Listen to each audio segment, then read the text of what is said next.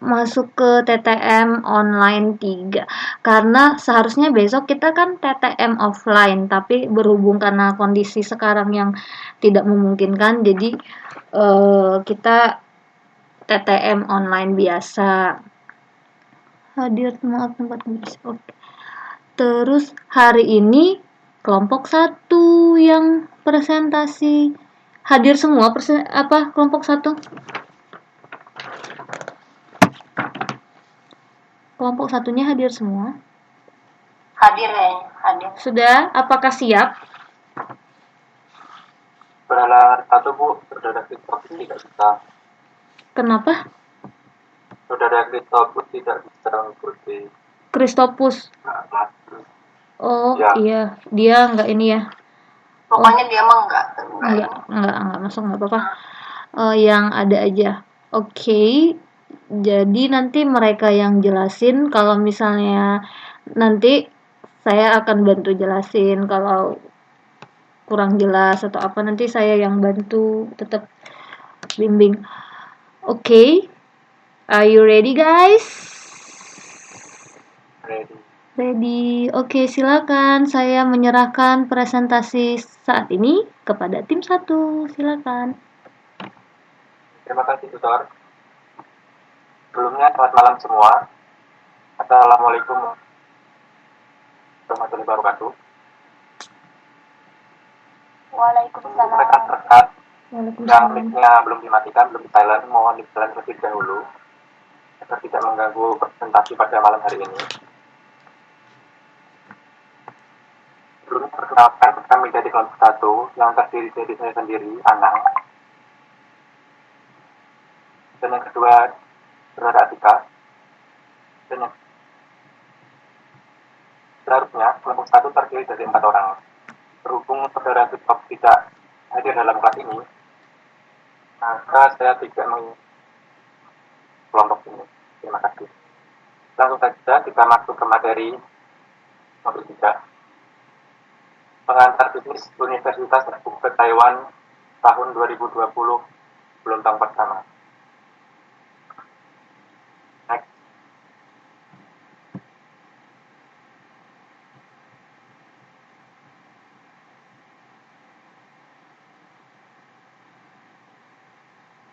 Oke, di modul 3 ini kita akan membahas yaitu etika bisnis dan tanggung jawab sosial.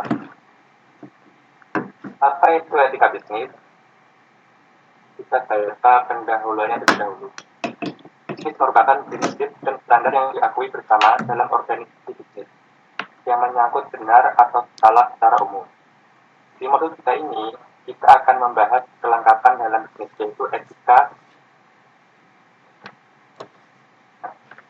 Dalam bisnis, kita akan bersinggungan langsung dengan standar yang diakui oleh bersama atau sering disebut dengan etika dan keuntungan dan kepedulian terhadap sekitar atau tanggung jawab sosial. Next. Oke. Di modul 3 ini kita diharapkan mengerti isi dari modul 3 tersebut. Etika bisnis, kita diharapkan mengerti satu, pengertian etika bisnis.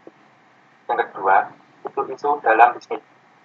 Yang ketiga, standar etika bisnis. Dan dalam tanggung jawab sosial, kita diharapkan mengerti satu, pengertian tanggung jawab sosial. Dua, terapkan tanggung jawab sosial. Tiga, hubungan tanggung jawab sosial dengan budaya organisasional. Oke, next. Satu, pengertian etika bisnis. Kita itu kan sering mendengar berbahasa, jangan mempelajari sesuatu. Maka dari itu, kita harus mengerti dulu, apa itu etika? Pengertian etika. Menurut edisi ketiga, etika merupakan ilmu mengenai apa yang baik dan apa yang buruk. Dan etika berasal dari bahasa Yunani kuno. Bentuk tunggal dari kata etika yaitu ethos. Jadi, secara etimologis, asal-usul kata tersebut, etika mempunyai arti, yaitu ilmu tentang apa yang biasa dilakukan atau ilmu tentang ada kebiasaan. Dan menurut bahasa Arab, etika atau akhlak adalah ilmu yang menjelaskan arti yang baik dan yang buruk, menerangkan apa yang seharusnya dilakukan oleh manusia kepada lainnya. Pengertian bisnis secara umum adalah suatu kegiatan yang dilakukan oleh perorangan maupun organisasi yang melibatkan aktivitas produksi, penjualan, pembelian, maupun lain.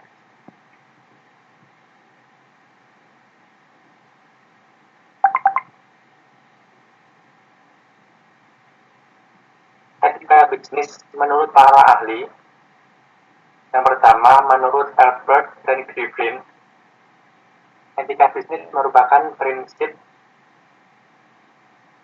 standar yang menentukan dalam. Sedangkan menurutku, etika dan dengan nilai moral yang mengarahkan tindakan dan keputusan di lingkungan sosial.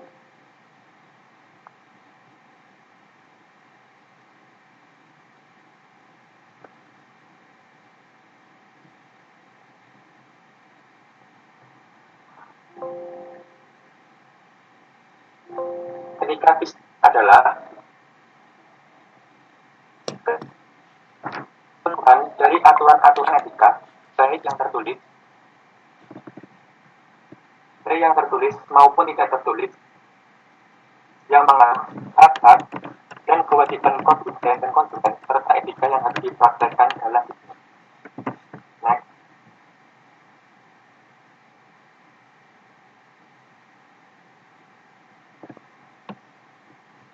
Halo, maaf, sorry saya potong Anang. Coba saya present yang saya edit coba. Ini yang baru kalian kirim tadi, coba saya eh, yang saya edit tadi coba ya. Yang tadi saya ada edit juga. Sebentar. Ya, saya juga. Oke, coba yang ini ya. Masih, soalnya yang ini masih, ini yang baru tadi dikirim itu masih terpotong, masih terpotong.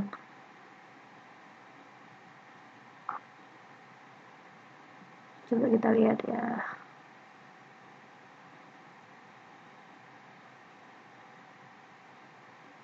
Ya, enggak ya. Yang ini ya. Oke. Oh ya. Maaf ya, silakan lanjut. Oke.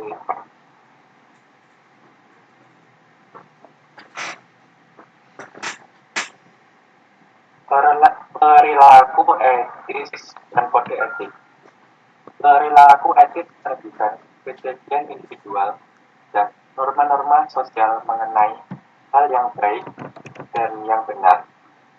Perilaku tidak etis menunjukkan keyakinan individual mengenai hal-hal yang salah dan hal-hal yang benar. Didasarkan pada keyakinan individual dan konsep-konsep sosial. Sedangkan kode etik sendiri merupakan pernyataan tentang kebijakan yang berfokus pada permasalahan benar atau salah, dan bukan merupakan standar. Kode etik merupakan prinsip yang digunakan oleh organisasi dalam semua kegiatannya, dan diterapkan bagi individu dan seluruh warga organisasi. Kebanyakan organisasi bisnis menyamakan kebijakan dengan kode etik. Next.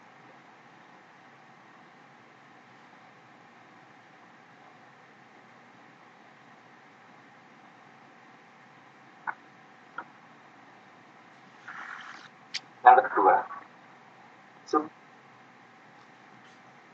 etika bisnis. Indukis dalam etika bisnis merupakan bagian yang sering tumpang tindih dengan filsafat bisnis, di mana salah satu tujuannya adalah menentukan maksud-maksud dasar dari suatu permasalahan. Jika maksud utama suatu perusahaan adalah memaksimalkan keuntungan bagi pemegang saham atau shareholder, maka kemudian dapat dilihat sebagai juga etik untuk suatu perusahaan di dalam konteks mempertimbangkan kepentingan dan hak-hak pihak lainnya. Dalam menilai perilaku etis, ada beberapa tahapan yang perlu dilakukan. Yang pertama, mendapatkan informasi yang relevan dan berdasarkan pada fakta. Kedua, menganalisis fakta untuk menentukan manakah nilai-nilai moral yang tepat. Ketiga, membuat pertimbangan etis berdasarkan atau kesalahan kegiatan yang diwujudkan. Next.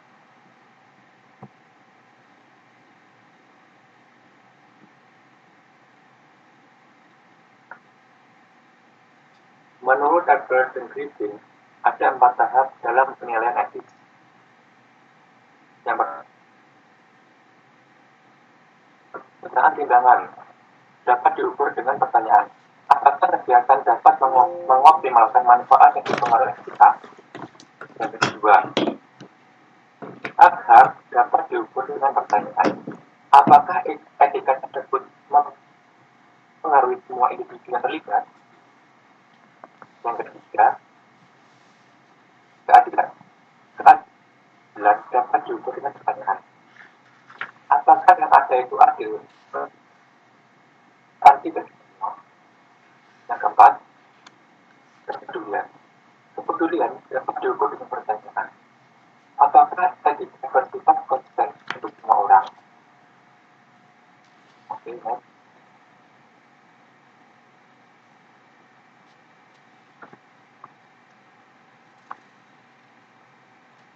Berikut ini merupakan contoh isu-isu yang sering ditemukan dalam etika dunia.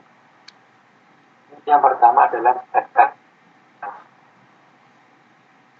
SR adalah istilah di mana letak hak dan kewajiban yang bersifat etika antara perusahaan dan masyarakat sering diperdebatkan.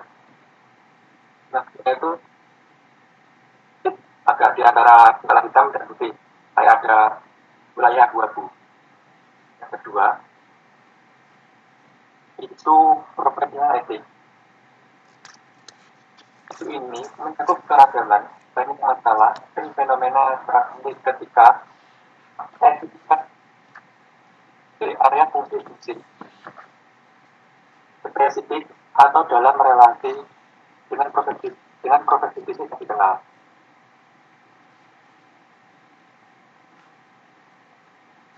Yang ketiga, isu manajemen etika, yaitu mencakup isu-isu yang muncul di sekitar relasi antara employer dengan employee, majikan, hak-hak dan kewajiban yang dimiliki oleh masing-masing. Contoh, itu diskriminasi berdasarkan usia, agama, dan penandaan dasar. Isu-isu yang terkait dengan representasi dari pekerja dan demokrasi di tempat kerja. Contoh, union busting, itu isu yang mempengaruhi privasi karyawan. Oke, next.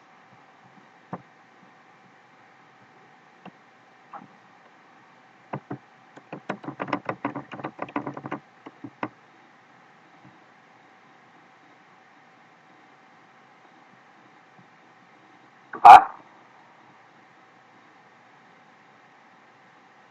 isu marketing atau marketing pemasaran. Itu yang berhubungan dengan pemasaran.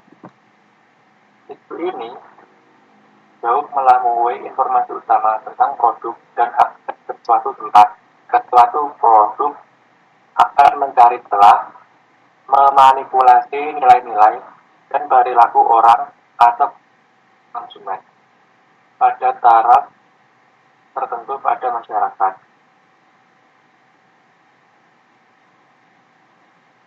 Tapi, di mana dari etika disahkan? Etika pemasaran tumpang tindih secara ketat dengan media etik. Karena pemasaran menggunakan media besar-besar. Namun, media etik adalah lebih besar dan di luar cakupan etika bisnis. Seperti risk taking, risk discrimination, dan price skimming. Isu yang kelima, ethical provision.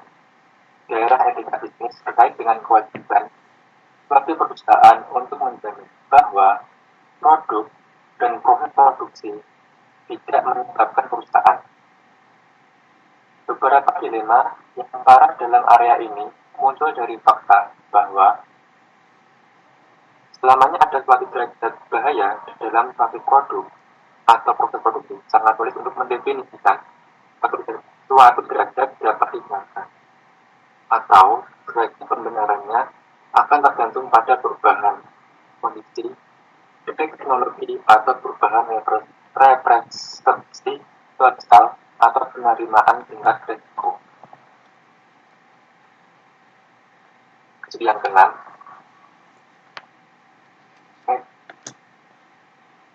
of interval. Ini berhubungan dengan pengetahuan dan keterampilan yang sangat berharga, tapi tidak mudah menjadi objek yang dimiliki. Tidak terlalu jelas siapa yang memiliki hak lebih besar terhadap suatu ide. Perusahaan yang melatih karyawan, di mana tanaman tumbuh, perusahaan yang menemukan dan mengembangkan potensi medis dari tanaman tersebut memiliki hak intelektual.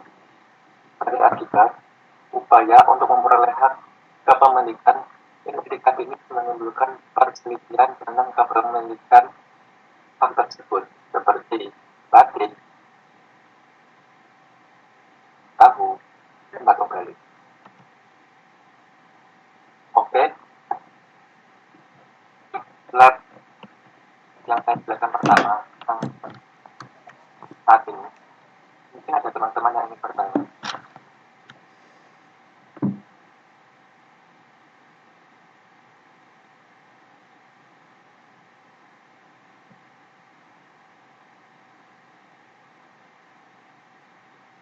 Halo,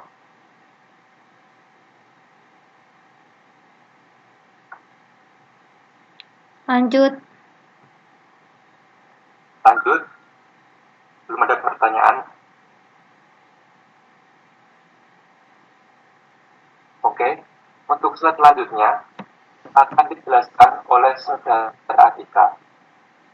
Let's voice untuk saudara Atika. Halo saudara Atika. Ya, halo. Assalamualaikum warahmatullahi wabarakatuh.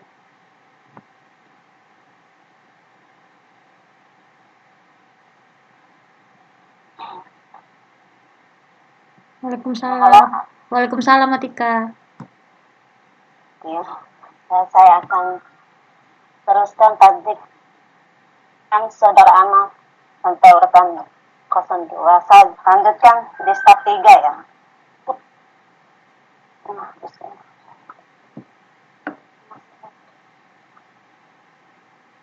Standar etika bisnis.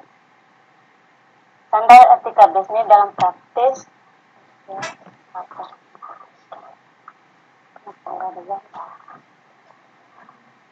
Standar etika bisnis dalam praktis standar bisnis berkaitan dengan dua itu yaitu kesulitan adalah menentukan yang paling tepat dari satu situasi sesuatu yang lain.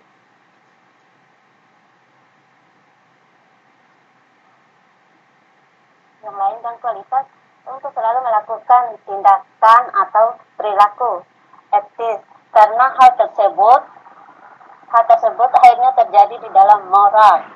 Dilema moral ini standar personal mengenai apa yang benar dan konflik yang terjadi.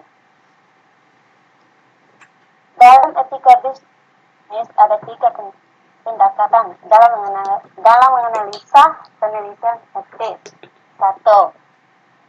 Yang pertama, mendekati realitas, yaitu hutang yang menghasilkan produk yang terbaik untuk sejumlah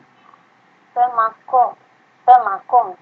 Namun sepentingnya yang terbaik merupakan keputusan yang efektif ataupun moral. 2. Yang kedua, hak teori yang menyatakan bahwa pendekatan dalam mengambil keputusan harus mengadu pesan bahwa individu selalu dilindungi. Teori ini digunakan apabila pendekatan otoritarianisme tidak dapat memakum kepentingan. 3. Teori keadilan menyatakan keputusan yang diambil akan menyangkut prinsip keadilan sesama dan objektif. Ada 3 hal yang mempengaruhi keputusan etika dalam organisasi, yaitu standar moral, etis, pengaruh manajer, rekan kerja. Contoh, keputusan bisnis yang tidak etik menurut Mandor. Satu, pemeriatan ekonomi agar mendapatkan harga produk yang lebih murah atau 2, untuk mendapatkan proyek merupakan calon karyawan yang tidak mempunyai kualifikasi. Kawan tersebut adalah teman sekolah dulu. 3. Manajer yang memberikan dalam teoris untuk memberikan bahan-bahan dari pengmasok yang dapat memberikan kepadanya. 4. Untuk menghemat biaya perusahaan membuat liber sembarang. Terus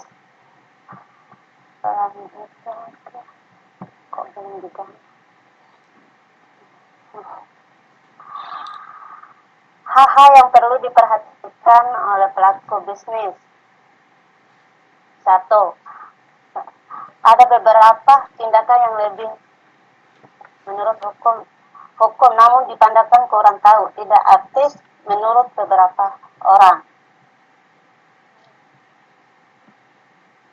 2. Beberapa pengambakan etika hubungan dengan pengambukan keraten atau memaksudkan manfaat sosial. 3.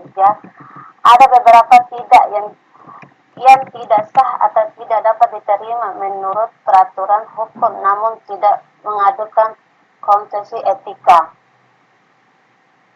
Next.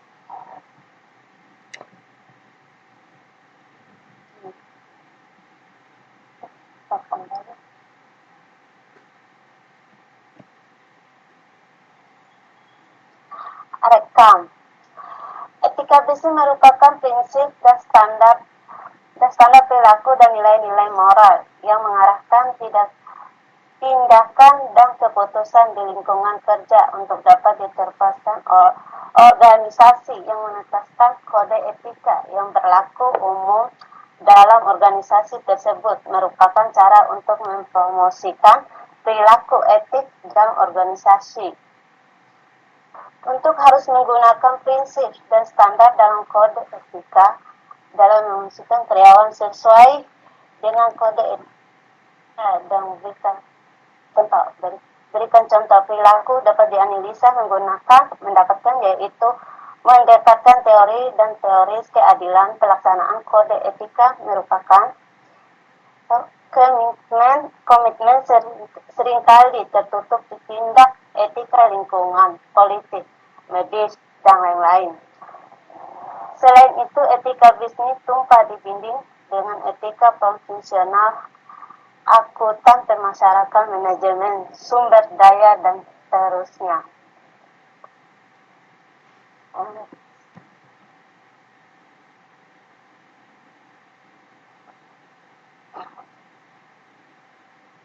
Pengertian tugas sosial. Social responsibility. Tanggung jawab sosial perusahaan atau social responsibility adalah suatu konsep bahwa organisasi khusus, namun bukan hanya perusahaan memiliki berbagai bentuk tanggung jawab terhadap seluruh pemangku kepentingannya, dan di antara adalah konsumsi karyawan. Karyawan memegang saham komunitas dan lingkungan dalam segala aspek persiapan perusahaan yang muncul, aspek ekonomi, sosial, dan lingkungan. Next. Pengertian tanggung jawab sosial menurut ahli. Menurut Wisono adalah komunitas lanjut oleh dunia usaha untuk bertindak etik dan memberikan kontribusi kepada pembangunan ekonomi dari komunitas setempat atau masyarakat luas bersama dan peningkatan taraf hidup bekerja sebesar keluarganya.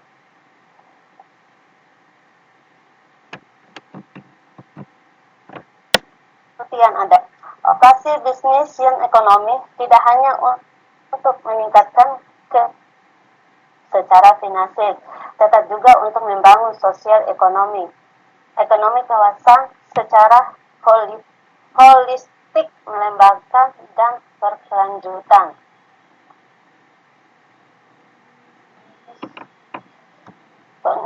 Menurut pengertian CS menurut Kopres dan Max 2015, menurut kontrak dan nafsi korupsi terus atau CSF definisikan sebagai komunitas perusahaan untuk meningkatkan kesejahteraan komunitas melalui praktis bisnis yang terbaik dan mengkonsumsi sebagai sumber daya perusahaan. Pengertian harus merujuk terkait. Menurut Frederick S. pengertian CSF dapat diartikan sebagai prinsip yang menerangkan bahwa perusahaan harus dapat bertanggung jawab terhadap efek yang berasal dari setiap tindakan adalah di dalam masyarakat maupun lingkungan.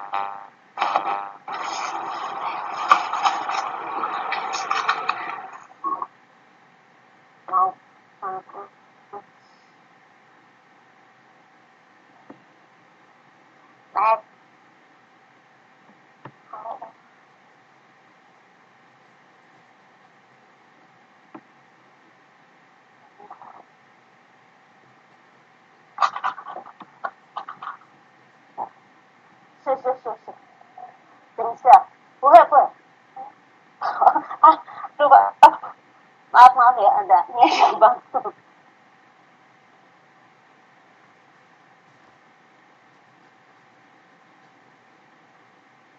Maaf ya, menit banget. Karena bantu tanggung jawab sosial perusahaan. Tanggung jawab sosial terhadap konsumsi, hal ini tidak hanya sebatas pada penyediaan program ataupun jasa. Pihak perusahaan juga harus memiliki tanggung jawab terhadap produk dan hingga sampai pada konsumsi harus memiliki nilai manfaat. 2. Tanggung jawab sosial pada karyawan. Perusahaan bertanggung jawab dalam memberikan rasa aman kepada karyawan yang memperlakukan karyawan dalam layak dan tidak membedakan serta memberikan kesempatan yang sama pada karyawan untuk mengatakan diri. 3. Tanggung jawab sosial kepada pihak pemerintah dan kriptos. Pada poin ini, sebuah perusahaan harus mampu menyelesaikan kewajibannya dengan menyampaikan pada pihak produk ketika mengalami masalah keuangan. Tak, tanggung jawab sosial kepada pemegang saham. Pemegang saham perusahaan mendapatkan nilai atau polling yang optimis. Dalam hal ini, pihak perusahaan harus mampu sikap meyakinkan pemegang saham bahwa segera membentuk keputusan yang dilakukan. Halo, Kak Tika. Ya, Maaf, sebelumnya dipotong. Itu Ya. udah bagian aku, kakak udah selesai.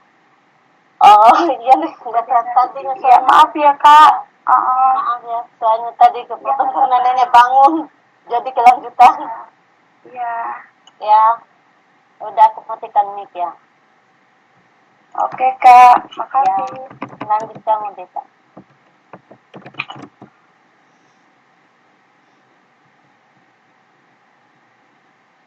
Halo, assalamualaikum. Malam Bulis, malam semuanya. Waalaikumsalam, malam Dita. Iya ibu. Ibu, maaf, next selanjutnya.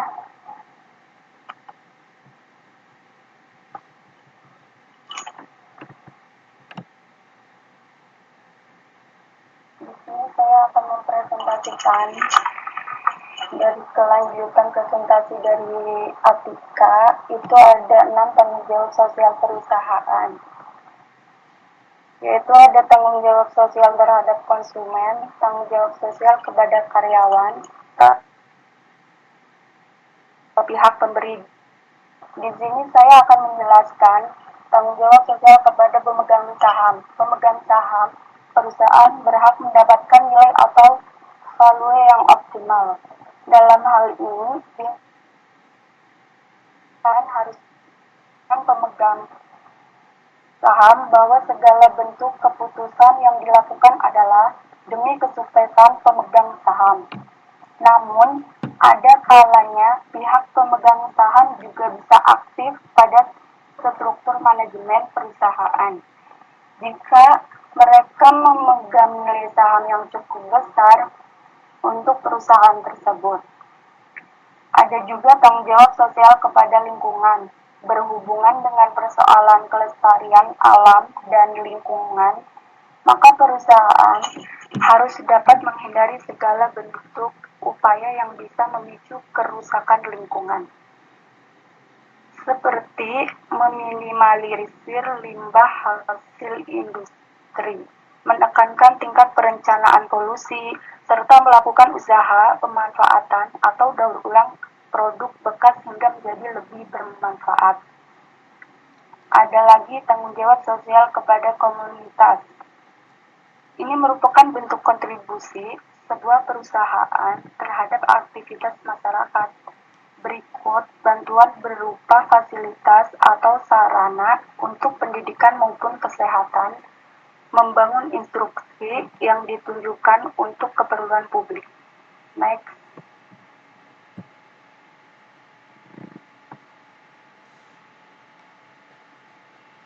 Selanjutnya ada menerapkan tanggung jawab sosial. Suatu bintang penting untuk pengembangan kebijakan adalah tanggung jawab sosial secara terkait dengan permasalahan perekonomian, melainkan peran perusahaan dalam masyarakat. Tanggung jawab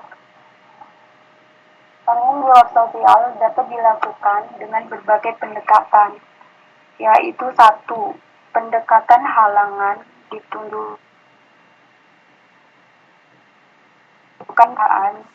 dalam membentuk penyelesaian permasalahan sosial dan lingkungan.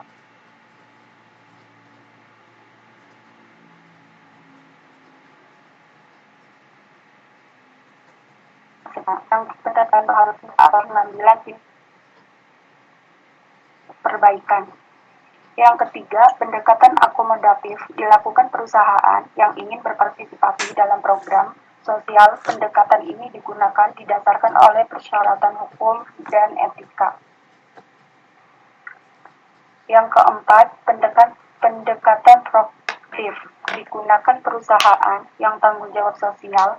Yang sangat perusahaan yang menggunakan pendekatan ini memandang perusahaan bagian dari masyarakat memiliki komitmen untuk meningkatkan kesejahteraan sosial.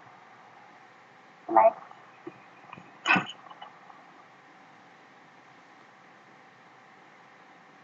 Di sini ada 4 langkah dalam melakukan program tanggung jawab sosial menurut Eber dan Griffin. Yang ke-1, harus dimulai dari pimpinan tertinggi dan terdapat dalam perencanaan strategi. Yang kedua, orang harus mengembangkan perencanaan secara mendetail sesuai dukungan manajemen. Yang ketiga, seorang eksekutif perusahaan harus bertanggung jawab dalam melakukan agenda perusahaan. Yang keempat, harus melakukan audit sosial, yaitu secara terhadap keberhasilan gunakan dana untuk bertanggung jawab sosial. Next.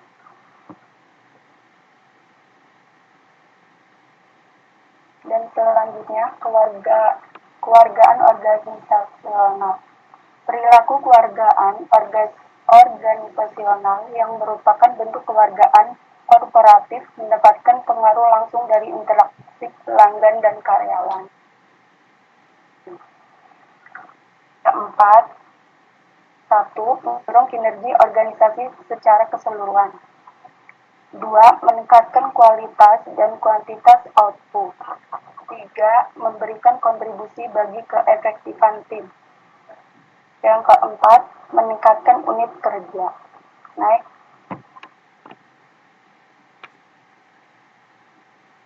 Dan ini sangat penting, tanggung jawab sosial dan budaya organisasional. Budaya organisasional merupakan seperangkat nilai dan normal yang dianut dan digunakan karyawan, yang memberikan petunjuk dalam berinteraksi dengan tekanan pada manajemen dan pelaku atau pelanggan organisasional juga merupakan sistem nilai dan hubungan sosial dan kebudayaan organisasional meyakinkan bahwa budaya kuat yang diukur dengan nilai-nilai organisasi merupakan prediktor bagi kinerja perusahaan jangka pendek. Merupakan pengaruh perubahan pada variabel pilihan pada pentingnya kesesuaian. Dari budaya yang menekankan bahwa paku kesesuaian internal bukan merupakan persyaratan universal untuk dua budaya organisasi. Sebagai variabel tidak membutuhkan penolakan seluruh organisasi. Next.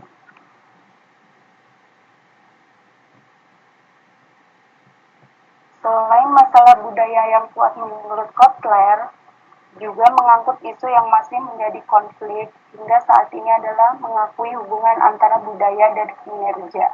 Apabila dikaitkan dengan kinerja organisasi, maka hanya sedikit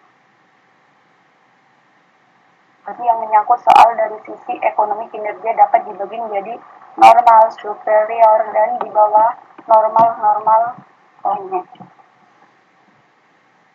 Di sini ada normal adalah rate of return dari investasi perubahan cukup besar untuk akan dalam melakukan kegiatan fisik terhadap kegiatan bisnis yang ada. Superior adalah rate of return yang lebih besar daripada pengembalian normal dan menunjukkan bahwa perusahaan mempunyai proyek yang baik. Kinerja keuangan di bawah normal adalah rate of return yang tidak cukup membiayai digunakan dalam kegiatan saat ini. Apabila budaya organisasi dikaitkan dengan kemampuan menyediakan keuangan, maka ada 3 kondisi. 1. Dapat dinilai dengan baik dengan penjualan tinggi, biaya rendah maupun margin yang tinggi. 2. Budaya Budaya harus jarang dan tidak terdapat tidak ditiru dengan sempurna. Budaya memang tidak bersifat statis, namun dalam perubahan mengikuti perkembangan yang baik.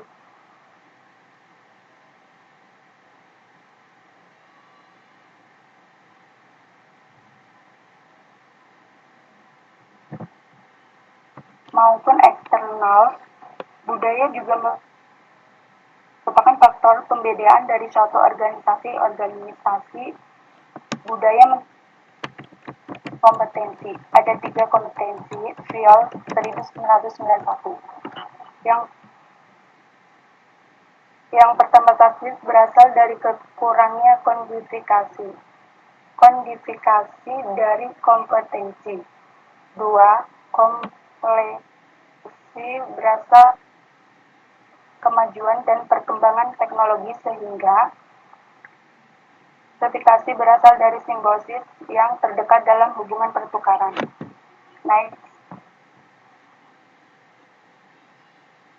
Jadi intinya di sini tanggung jawab sosial suatu cara yang dilakukan untuk menyeimbangkan antara komitmen terhadap kelompok yang relevan dan individu dalam lingkungan sosial. Ini meliputi tanggung jawab kepada pelanggan, karyawan, investor, kreditor,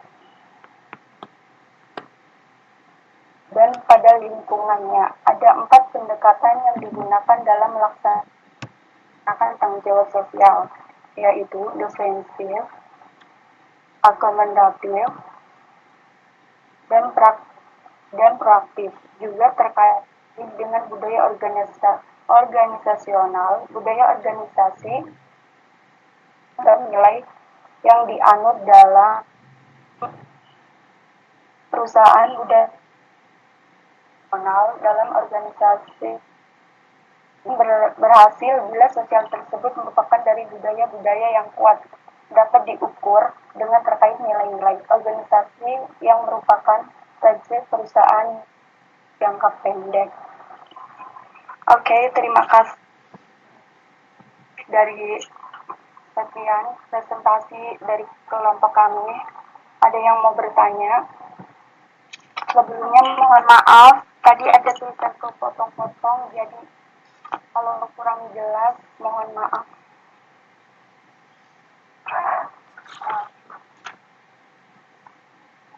Boleh bertanya? Boleh. Nanti yang jawab kelompok 1. Silakan. Nama saya Siti Sari. Saya ingin bertanya dengan kelompok 1. Pertanyaannya, jika kita menjadi seorang manajer yang mempunyai sebuah perusahaan yang besar, apa yang harus dilakukan agar perusahaan kita memenuhi standar etika bisnis yang baik?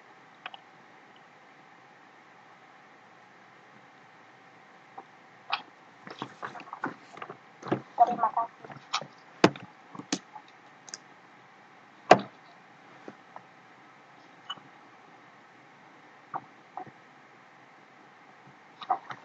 Ayo kelompok 1.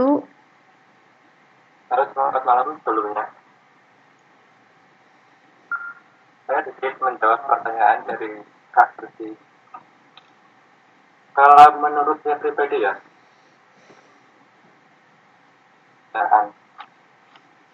yang besar akan sesuai etika itu tergantung dari individualnya terlebih dahulu. Pada dasarnya individu tersebut, mungkin perusahaan tersebut memiliki etika yang bagus, secara tidak langsung etika tersebut akan membawa perusahaan ke arah berkembang yang lebih bagus, memiliki banyak relasi dan sebagainya. Mungkin Kak Atika atau Kak Dita bisa memberi tambahan lainnya.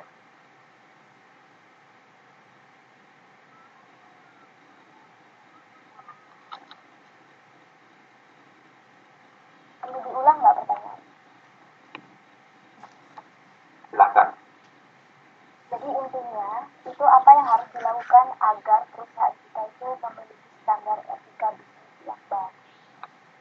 Jika kita menjadi seorang manajer yang punya sebuah perusahaan.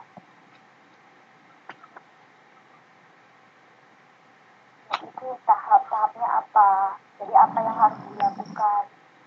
Ya, ya Pak.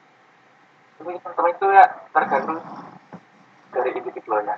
Kita sebagai manajer, kita harus menyeleksi karyawan kita. Kita lihat dulu dari individualnya. Kan otomatis kalau kita masuk ke perusahaan ada wawancara.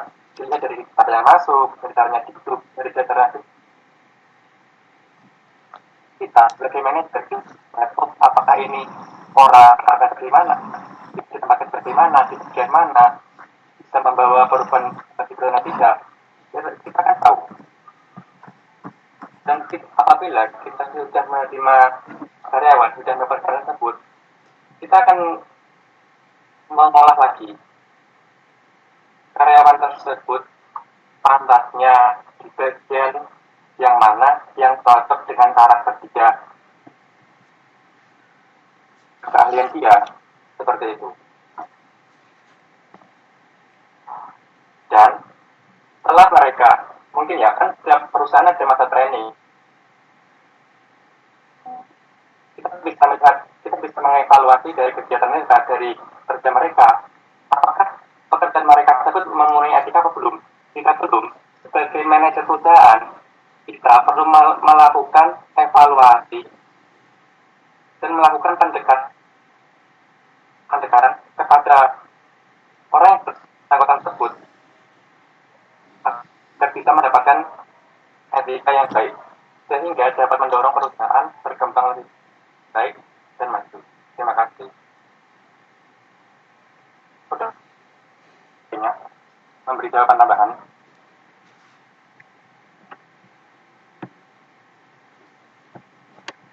Oke, teman-temannya dari kelompok 1 ada yang mau menambahkan mungkin sebelum saya juga menambahkan?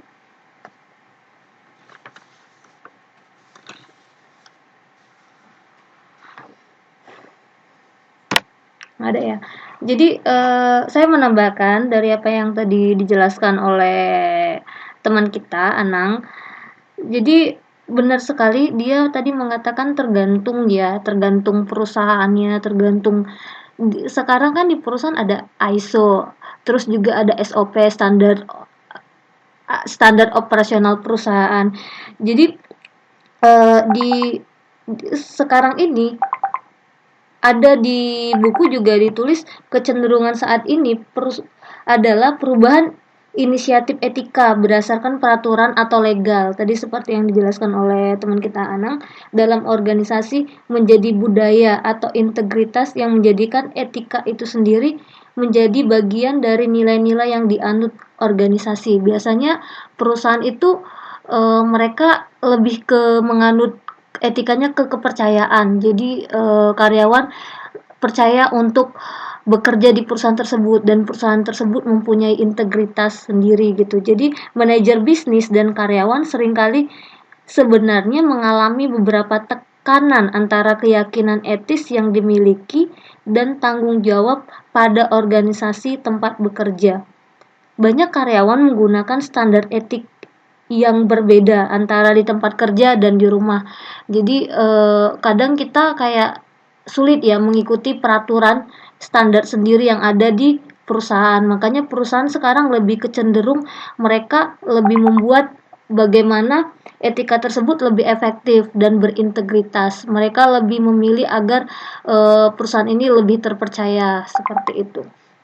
Jadi tergantung memang, tapi di perusahaan tersebut walaupun memang itu mengikuti arus zaman ya, maksudnya dan menjadi budaya atau integritas seperti yang saya katakan tadi, etika tidak terlepas dari hukum. Jadi ada hukumnya, ada di halaman 3.14. Jadi ada beberapa tindakan yang legal menurut hukum, namun dipandang kurang atau tidak etis menurut beberapa orang. Seperti itu. Mungkin peraturan di perusahaan ini membuat apa gitu bagi beberapa orang kurang etis, tetapi itu legal oleh hukum gitu. Kadang perusahaan mengikuti aturan seperti itu. Yang kedua, ada beberapa tindakan yang tidak sah atau tidak dapat diterima menurut peraturan hukum. namun tidak mengandung konten etika. Jadi itu nggak mengandung konten etika sama sekali, tetapi menurut hukum tidak sah. Seperti itu. Terus yang ketiga, pertimbangan untuk standar etika dalam bisnis juga mengembangkan etika yang berhubungan dengan pengembangan karakter atau memaksimumkan manfaat sosial sekitar yang ada. Jadi itu contohnya seperti itu. Nah, ada lagi nih yang bertanya kelompok satu di sini, Retno.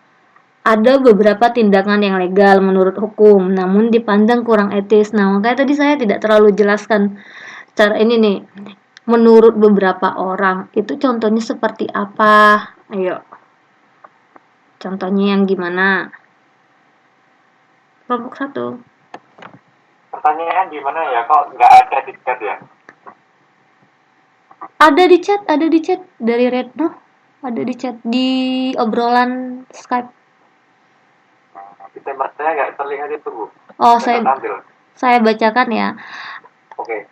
Yang tadi saya jelaskan, ada beberapa tindakan yang legal menurut hukum, namun dipandang kurang atau tidak etis menurut beberapa orang. Dan sebaliknya, itu contohnya seperti apa?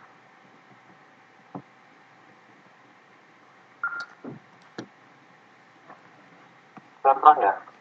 Misalnya kita dari bisnis yang paling dasar lah, ibaratnya kayak kita buka toko lah. Misalnya saya buka toko, terus dari memang buka toko lagi. Secara hukum, kita sama-sama usaha, kita diizinkan untuk membuat usaha. Secara hukum itu legal. Tapi kalau kita lihat secara masyarakat, secara lingkungan, oh aku buka toko, masa saya buka toko? Nah, kan kasarannya seperti itu, ya X lah.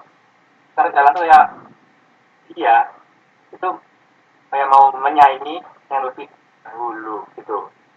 Contohnya seperti itu yang sering saya temukan. Mungkin Kak Dita atau Kak Tika bisa menambahkan.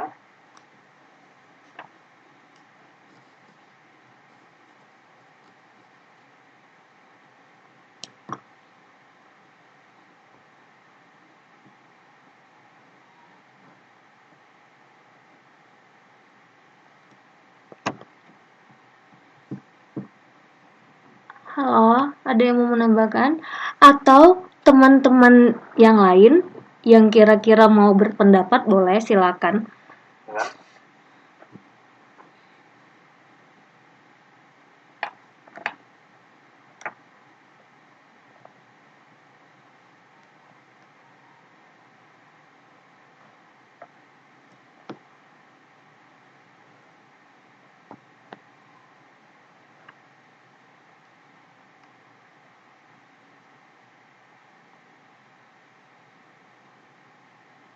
Oke. Nggak ada Saya ya? akan sedikit menjawab pertanyaan dari rekan Riza.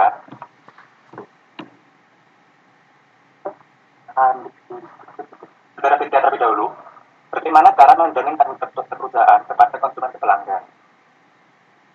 Ya, kita sebagai misalnya kita sebagai pendiri perusahaan, kita punya produk, kita bikin menjual jasa, memberikan jasa yang kita tawarkan kepada pelanggan. Kita itu memastikan lebih dahulu apakah barang tersebut sampai di konsumen, sampai di pelanggan, sesuai tidak dengan barang yang kita keluarkan. Maksudnya itu di dalam itu ada masalah tidak. Misalnya kita produksi barang A, tapi sampai di konsumen yang aku rusak. Kita sebagai perusahaan, sebagai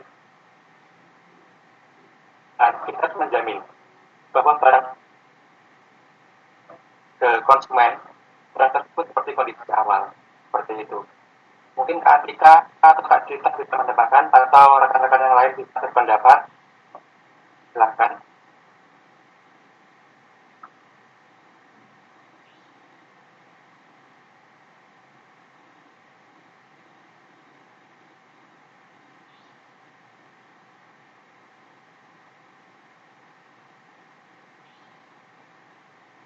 Halo, suaranya atau enggak sih?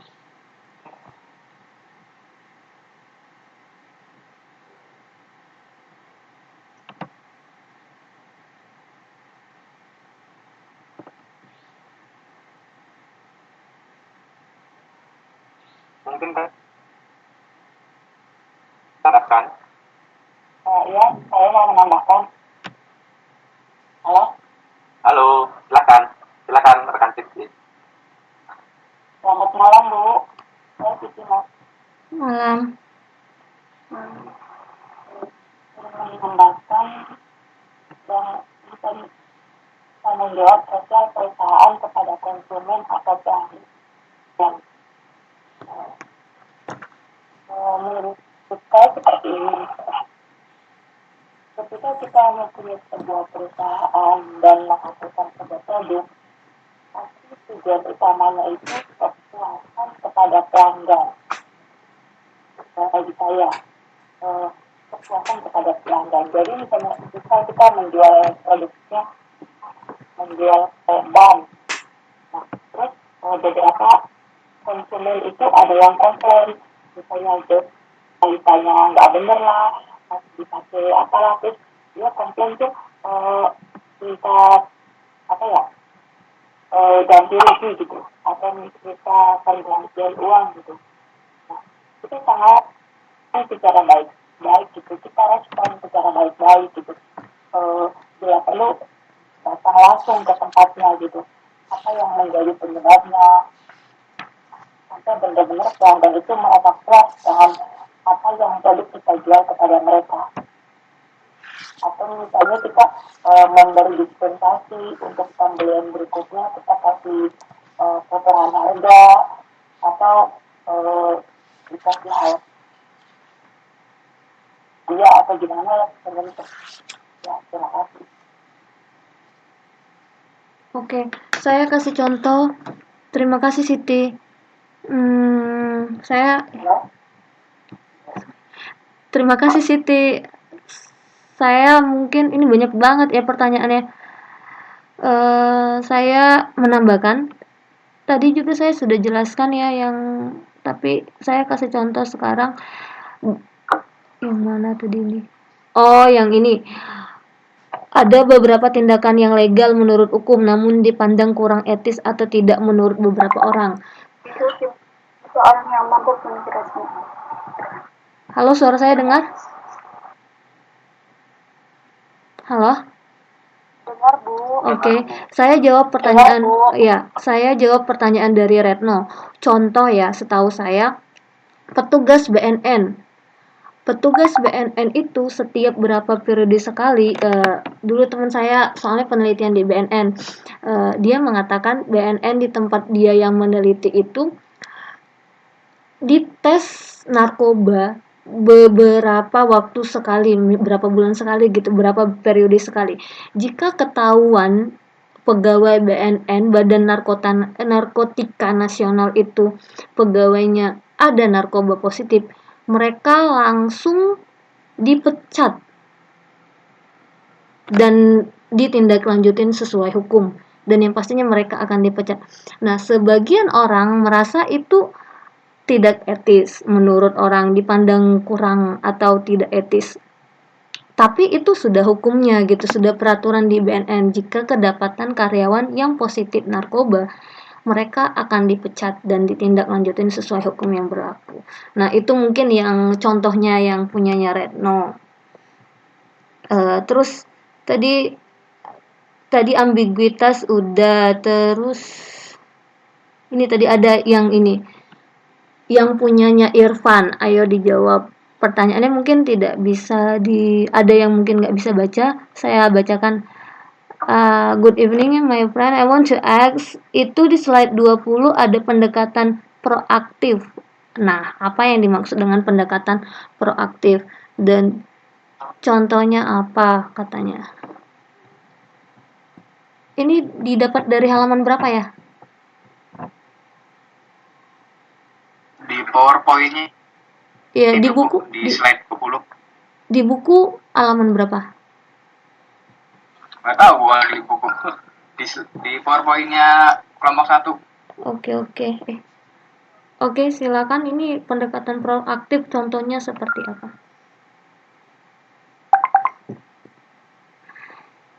Oke, selamat malam sebelumnya. Selamat malam dari saudara Irfan. Pendekatan proaktif. Maksudnya dalam ini adalah perusahaan melihat dirinya sebagai masyarakat secara aktif, mencoba memberikan apa yang ke perusahaan yang harusnya diberikan kepada masyarakat. Bisa bentuk sumbangan, fasilitas, atau infrastruktur. Contohnya, misal, saya memiliki perusahaan, tantangannya perusahaan pabrik semen lah, pabrik semen. Terus, dari jarak 3 kilometer